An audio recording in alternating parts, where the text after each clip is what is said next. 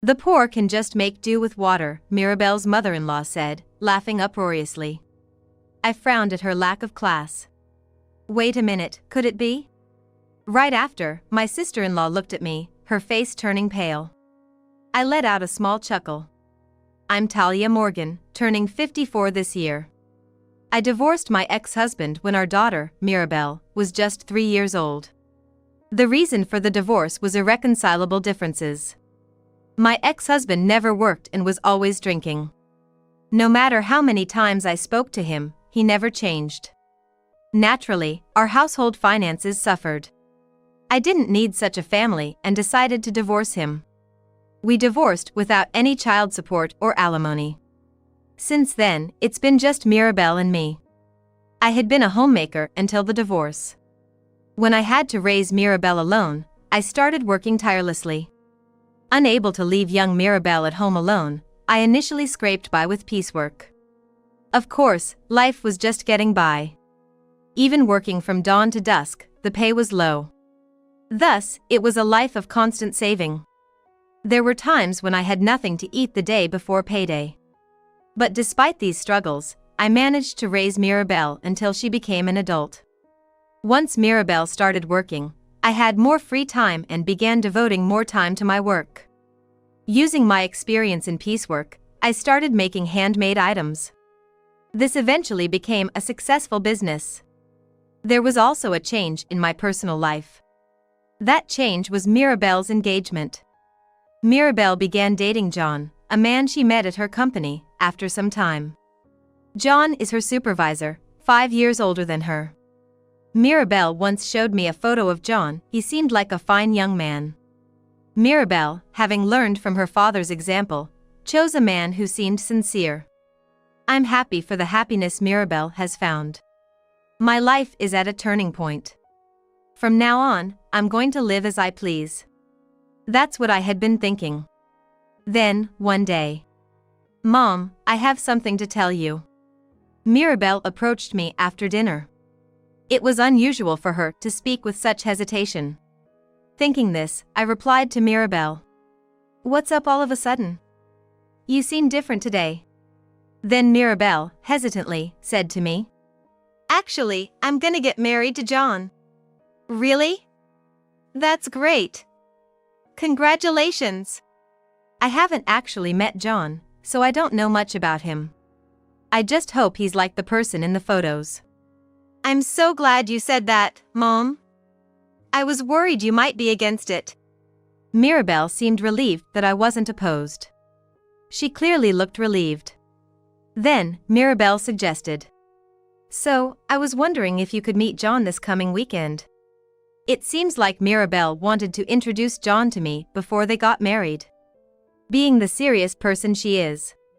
She probably wants to show me John's face to reassure me. I nodded firmly at Mirabelle. Sure, I'd like to meet John. I want to see what kind of person he is. Mom. Mirabelle said happily. So, it was arranged for me to meet John. Sunday rolled around. I was waiting at home for Mirabelle and her fiancé. It was just before 11 a.m. Mirabelle would be bringing John over soon. Then, the doorbell rang. Hello? I opened the door, and there stood Mirabelle and John. Nice to meet you. I'm John Black, engaged to Mirabelle.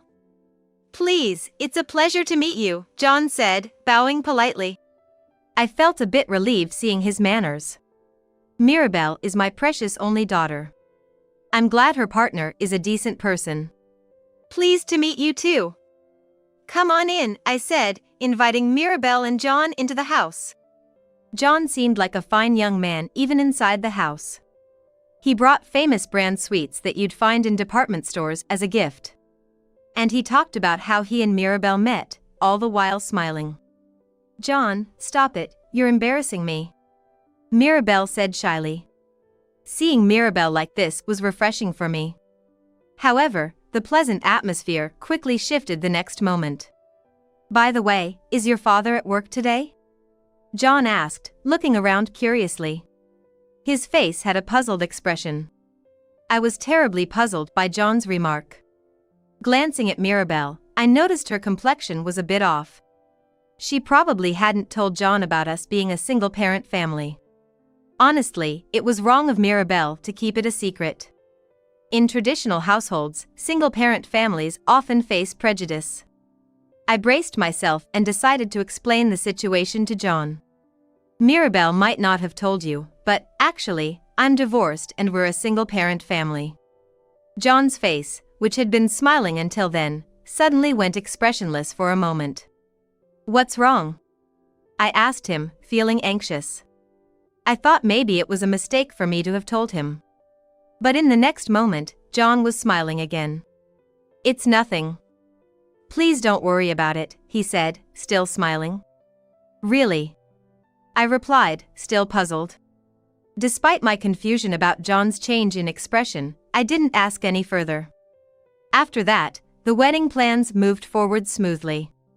Mirabelle seemed excited about preparing for the wedding, asking things like, what kind of dress should I choose for the color change? What color dress do you think would be good for me, Mom? Well, maybe a color you like? I answered, but my mind was elsewhere. I couldn't forget John's blank expression that day. His face had gone completely empty. Maybe his family was strict about marrying into a single-parent household. So, I asked Mirabelle. What did John say on the way back that day? About us being a single-parent family? I thought maybe John's family was opposing their marriage. Mirabelle looked puzzled and replied. He didn't really say anything special. Mom, are you worrying too much? However, my bad feeling proved to be true. It happened one night. Mom. Mirabelle called out my name as soon as she came home. Her expression was quite gloomy. I was surprised and asked her. Mirabelle, why such a downcast face? What happened? Mirabelle remained silent. Unusual for her usually optimistic self. After a while, she started to speak, albeit reluctantly. Actually, John's family doesn't seem too happy about our marriage, she said with a sad face. Why? Because we're a single-parent family. They think John might struggle because we're poor. That was a terrible thing to say. Hearing such words from the in-laws must be very hard. I asked Mirabelle seriously. Was it John's mother who said that to you? Mirabelle nodded silently. I was outraged by the incident. I didn't want us to be stereotyped as poor just because we're a single-parent family. We've had our struggles, but now we're living a normal life. In fact, I've been working as hard as any man. Then Mirabelle shared something even more unbelievable. John's sister-in-law said some things too. Like what? I asked her. She accused us of planning to mooch off John. Saying that there's no way they could become a family with people like us. Mirabelle answered. Looking very downcast. She must have been deeply hurt by these direct accusations. To say such awful things even about me, someone they've never met, is unbelievable. John's in-laws are just beyond belief. What did John say at that time? I inquired. I recalled John's face when he visited our home recently. Maybe his expressionless moment was due to anticipating his family's reaction. It seems his family has quite a prejudice against single-parent households. I was worried about the future. Then, Mirabelle spoke up. John defended me. After all, I work at the same company as John, so the idea of me asking him for money is ridiculous. I felt a sense of relief. If John's standing up for you, then that's reassuring, I found myself saying. If John didn't defend Mirabelle and sided with his family, I'd be worried about her future. She would probably continue to be belittled by his family. But if John stands by her, it's a little better. A few days later, Mirabelle suggested a meeting with John's family. Mom, I want to have a meeting with John's family before the wedding. I'm really sorry to ask this. It was apparently a proposal from John's mother. You should greet your future in-laws at least once. Your mother has that much common sense, right? She was told. John and I couldn't say no. I'm really sorry. Mirabelle apologized, considering my feelings. I was going to meet John's family for Mirabelle's marriage greeting. Honestly, I had no idea what they might say. I didn't really want to go, but it seemed like the right thing to do. That's fine, I agreed. And so came the day of the marriage greeting. Along with Mirabelle, I went to a restaurant near John's family home. The reason for choosing a restaurant was suggested by John's mother. We can't let you cross our threshold yet since you're not officially part of the family. There's a fancy restaurant nearby, why don't we meet there? The restaurant chosen by John's mother was a high-end place, costing about $600 per person for a course meal. I occasionally go there for business, but rarely in my private life. I was puzzled why John's mother insisted on this restaurant. When Mirabelle first greeted John's family, his mother had chosen a cafe nearby. Moreover, Mirabelle had to pay for his mother's tea. According to her, it was only natural since you're going to be part of the family. Though, John did pay her back later. I wondered why John's mother had such an attitude when she was the one inviting us for the marriage greeting. I frowned involuntarily. However, if I, as Mirabelle's mother, refused, it would undoubtedly be seen as rude. And Mirabelle would be the one to suffer after the marriage. Not wanting that, I reluctantly accepted the proposal. I put on light makeup and headed to the agreed place. I usually wear more makeup for work, but I thought it best to be modest today. My outfit was also much plainer than usual. A flashy outfit might make John's family think I'm extravagant with money. Given they already think I'm after John's money, a modest appearance seemed wise. With these thoughts, Mirabelle and I entered the high-end restaurant and were led to a private room by the staff.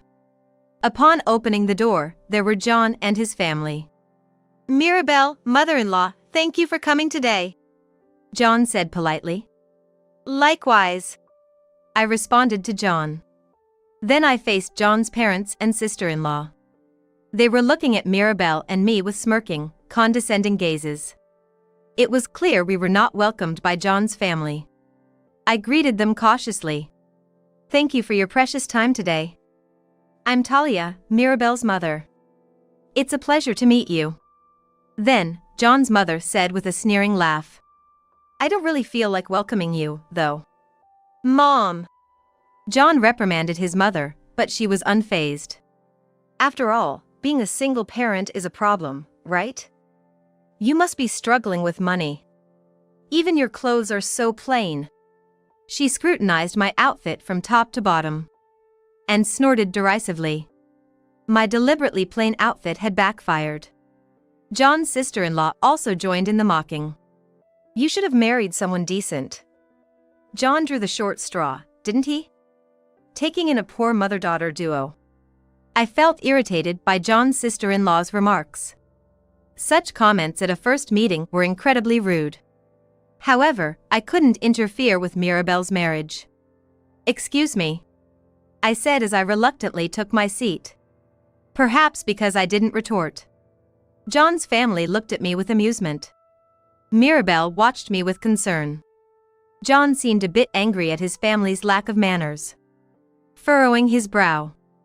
Oblivious to this, John's mother was in high spirits. "We reserved a course meal for today. It's $600 per person," she said cheerfully to John's sister-in-law. "Really? The course meals here are so expensive, I can't wait to eat a lot," the sister-in-law replied excitedly. John's father nodded in agreement. After a while, the staff brought in the food. Colorful amuse-bouches.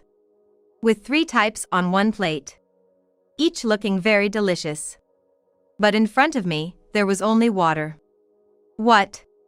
I was about to call the staff back, but they had already left, leaving me with just water. John was stunned by this scene. His sister-in-law, knowing this would happen, snickered. Mirabelle noticed too and said worriedly, "Mom." Then, in the next moment, John's mother smirked. "The poor are just fine with water," she said, laughing boisterously. I frowned at her lack of class. "What is the meaning of this?" I asked her. The choice of this restaurant and the invitation came from John's family. Yet, they had no intention of hosting us properly. I was quite irritated inside. John's mother glanced at me and laughed joyfully, seemingly indifferent to my anger. Perhaps even enjoying it. Oh? Not just poor because you're a single-parent household, but also not too bright? Why would we welcome someone like you? She taunted. John's father nodded as if agreeing with her. Aren't you ashamed of being a single parent? A woman who got abandoned by her husband is nothing but flawed. Well, a plain Jane like you wouldn't be in demand anyway, he said, laughing heartily. His one-sided assumption that my ex-husband left me was utterly inhumane. I truly thought it was unbelievable as a human being. John's sister-in-law was also laughing, looking down on me. I wouldn't want to end up like Mirabelle's mother, working for low wages despite being a woman. It's really pathetic how you've given up on being a woman, she said, sneering at me. Mom.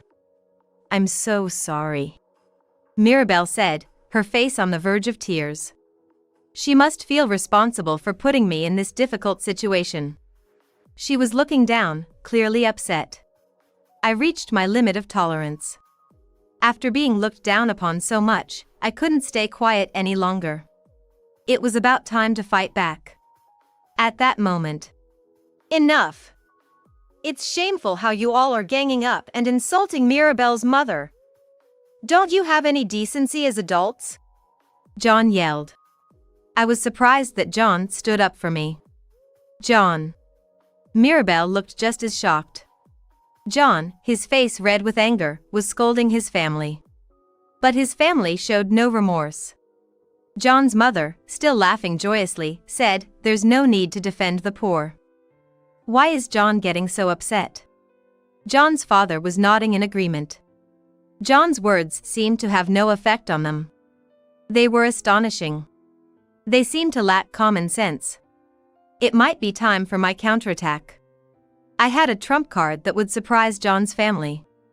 At that moment, John's sister-in-law started staring intently at my face. I involuntarily glared back at her. Then she muttered, "Wait, could it be?" Suddenly, her face went pale. It seemed she had realized who I really was. I let out a small chuckle. John's sister-in-law was trembling. This can't be true. Noticing her change, John's father asked with a puzzled expression. What's wrong with you? You've been acting strange. John's mother also looked surprised. Oh my, you're as pale as a ghost. Are you feeling ill? She seemed concerned for her daughter. Despite her trembling, John's sister-in-law couldn't stop. The fact she realized probably made it unavoidable. Then, she tentatively asked her father. Dad. The company you work for is Henry Crafts, right? She looked intently at her father, seeking confirmation. Henry Crafts is a small to medium-sized enterprise with about 100 employees. And the salaries aren't as high compared to large corporations. And yes, I'm familiar with Henry Crafts. Because it's related to my work. Laughing, John's father responded. What's this all of a sudden? I may not look it, but I'm working hard as the head of the sales department. He continued. Thanks to my connections, I even got you a part-time job at our company, didn't I? You should be grateful, he said, laughing heartily. I thought so. John's sister-in-law looked resigned and deflated. Her father, puzzled, asked her. But why are you asking that? You just want to brag about working full-time because this poor woman is likely in some irregular employment? He looked at me disdainfully. I'm going to bring this man down. I vowed in my heart that. Then, John's sister-in-law let out a light sigh and started speaking. Dad, don't you know the clients of our company? Clients of the company? He asked, looking confused. John's mother was a full-time homemaker, so probably not understanding much about business matters. She looked equally bewildered. John's sister-in-law explained hesitantly. I've met Mirabelle's mother before, inside the company. Her makeup was heavier then, so I didn't recognize her right away. John's father seemed to be in a state of confusion. Inside the company? I'm pretty sure I remember all the employees, including the part-timers, but I don't recall such a woman. I frowned at his rude remark of calling me an old lady. But it seemed he was too preoccupied to notice. He was desperately trying to remember, having heard inside the company. However, since I never spoke directly to John's father, it's understandable he wouldn't remember me. As I was thinking this, John's sister-in-law started apologizing. Mirabelle's mother, I'm truly sorry for what happened. Seeing her behavior, John's parents began to get flustered. Why are you apologizing? There's no need to bow to such a poor person, John's mother said, trying to lift her daughter's head. That's right. Don't you have any pride? Apologizing to a poor person like her. John's father shouted at his daughter. John's sister-in-law glared fiercely at their parents. Dad, Mom. You know, Mirabelle's mother is actually really wealthy. Much more than Dad ever could be. What? John's father glared back at his daughter. Clearly not expecting such a statement from his own child. John's mother also hysterically shouted in response to her daughter's words, "What are you saying?" With a resigned attitude, John's sister-in-law continued. Well, Mirabelle's mother is a president. I've served her tea in the company's reception room. You know Morgan Baggs, right? Upon hearing this name, John's father suddenly froze. Then, slowly turning his neck, he looked at me. I let out a deliberate chuckle. John's father's face turned ashen. Morgan Baggs? Isn't that the brand the president finally persuaded for a collaboration, which is about to happen? This time, it was John's mother who screamed. Morgan Baggs, that's the brand that has stores in department stores, right? My bag is from there, she said, looking at her bag repeatedly. I remembered seeing a familiar bag when we entered this restaurant's private room. John's mother was holding it carefully under her chair. It might be a breach of manners in a high-end restaurant, but it must be her favorite bag. I chuckled slightly and told her. That's a magazine giveaway, isn't it? I'm honored that you're using my brand. John's mother's face turned bright red. And she looked down. Clearly embarrassed that her bag's origin was revealed. I quickly took out my business card. I am Talia Morgan, the representative of Morgan Baggs. John's parents stared intently at the business card. She really was the president. John's father trembled as he looked at the card. John's mother also looked incredulous. I silently watched the two, staring at the card, and spoke. It seems collaboration with Henry Crafts won't be possible anymore. That's unfortunate. Hearing this, John's father had a shocked expression. Why? That collaboration is the most important project our president is working on. If we cancel it, our company will. He said, trembling in fear. What's wrong? John's mother, not understanding the situation, asked him. The truth is, Henry Crafts has been struggling. Handmade crafts are becoming less popular compared to the past. When I was young, my mother used to sew everything by hand. But now, cheap ready-made products are more common. It's just the way times have changed. Henry Crafts, heavily affected by this trend, has been seeing a decline in sales year by year. When the president of Henry Crafts proposed the collaboration, he mentioned it would be a life-saving move for the company. However, I've been collaborating with numerous famous brands. So honestly, I wasn't very interested in partnering with a smaller company like Henry Crafts. Initially, I declined the president's proposal, but eventually, his enthusiasm won me over. And I agreed to collaborate on creating bags. But now, that's all in the past.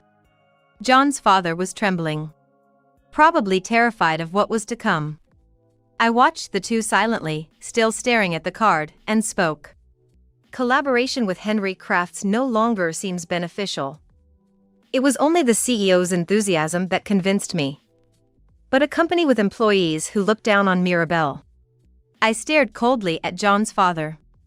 He was sweating profusely. Then, in the next moment, he suddenly knelt down in front of me. What? As John's mother was confused by his action, John's father desperately begged for my forgiveness. Mirabelle and John were also shocked by his kneeling. "I'm truly sorry." John's father apologized, rubbing his head on the ground. He seemed desperate. To me, his kneeling meant nothing. It was just a self-protective act after realizing my position. I thought there were no genuine apology. I spoke in a cold voice. "Apologizing now?" After looking down on Mirabelle and me. Thinking a mere apology would suffice after all this. John's father's thinking was incredibly naive. Then, John's father stood up quickly, realizing his performance was futile. It must have been just a performance. John's mother, still confused, said to me, "We are going to be family, you can forgive us, right?" She looked at me expectantly and continued. "I'm a huge fan of Morgan bags. Since we're family, I can get some products for free, right?" She looked at me with hopeful eyes. I was dumbfounded and speechless. "Mom, that's too convenient," John said, his face grim. Even he thought his mother's statement was too unreasonable. However, John's mother didn't seem to understand. Why not? "There must be plenty of stock, right? It won't hurt to give away a few," she said, getting upset. John's father and sister-in-law looked at her in dismay. I looked at John's mother and declared, "I cannot give away our products for free. After all, you are still strangers to me." She looked frustrated at my words. "But Mirabelle and our John are gonna get married, right? That makes us family. As family, you should be helping us out financially. You're a CEO, after all," she said matter-of-factly. After all the derogatory comments, her attitude showed no sign of remorse. Finally, John couldn't take it anymore. "Mom, aren't you embarrassed to change your attitude so quickly just because you found out Mirabelle's mother is a CEO?" John, his face red with anger, confronted his mother. But she seemed unfazed, laughing it off. "What's wrong with that? A CEO like you must have money to spare, right? It wouldn't hurt to share a little," I calmly told her. "Even if Mirabelle and John get married, I have no intention of forming a bond with you all." John's mother looked shocked and tried to cozy up to me. "Don't say that.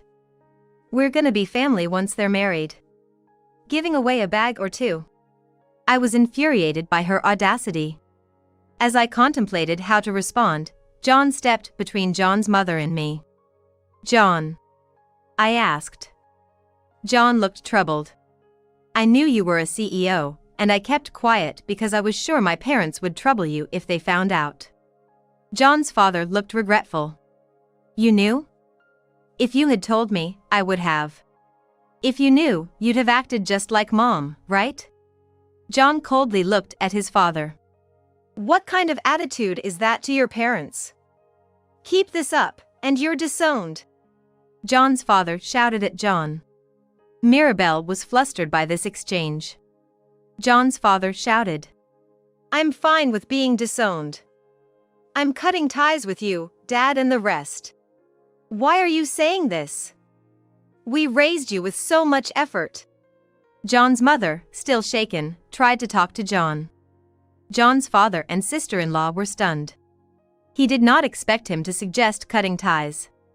"I want to cherish Mirabelle from now on. I don't need a family that disrespects Mirabelle and her mother." "John!" John's mother broke down crying on the spot. John's father and sister-in-law stood there, dumbfounded.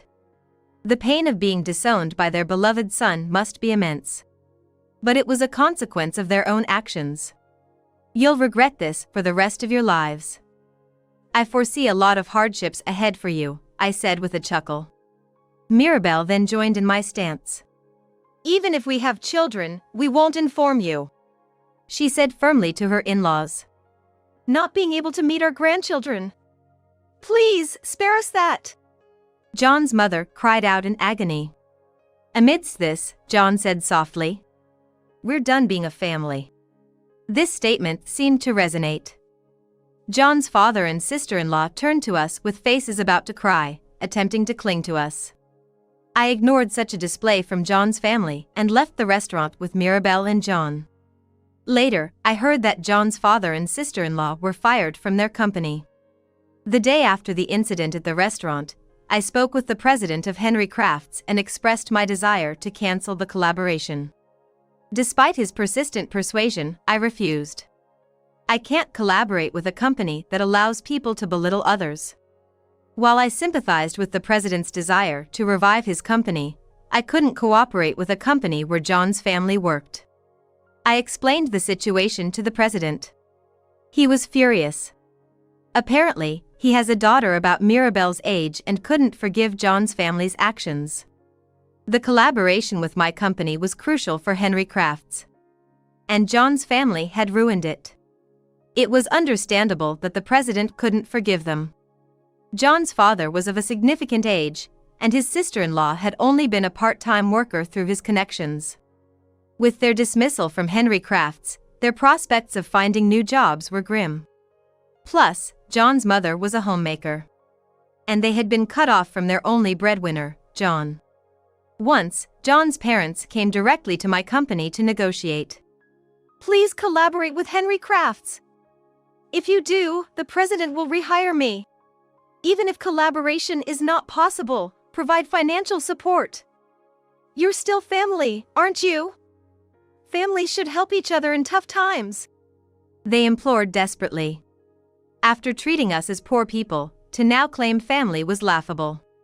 I firmly told them, neither collaboration nor financial assistance is possible. John has also cut ties with you, hasn't he? Please leave immediately. Despite my words, John's parents didn't seem inclined to leave. But they began, desperately trying to cling to me. I firmly reiterated to John's parents, "Please do not appear before me ever again. If I see you again, I will call the police." Perhaps because I mentioned the police, John's father said, "Please, not the police. We won't come back again," and hastily left with John's mother. Their clothes were shabby, indicating they were probably not living well. These were the people who had derided others as poor. It was truly a case of getting what they deserved. Apparently, John's sister had become a complete recluse, unable to find a job or get married. John's sister has become pessimistic about her future and apparently doesn't come out of her room anymore. Her future seems bleak indeed. 3 years have passed since then. Now, I'm living with Mirabelle and John. Ideally, as newlyweds, they should be living alone. But John insisted, "I think it's safer for Mirabelle to be with you, especially in case of emergencies," so he decided to live with us. John, busy with his work, often helps with household chores alongside Mirabelle. I couldn't be more grateful. There's been a significant change for the three of us. One day, Mirabelle approached me with a serious look. "Mom." I was worried something had happened to her. Then, her expression turned to a smile. "I'm going to be a mom." She happily stroked her belly. "That's wonderful, Mirabelle. Congratulations," I said, embracing her in joy. John stood beside us, smiling happily. "I know there will be many challenges ahead. But I believe we can overcome them. The prospect of a new grandchild brings me immense joy. Imagining our happy future, I couldn't help but smile."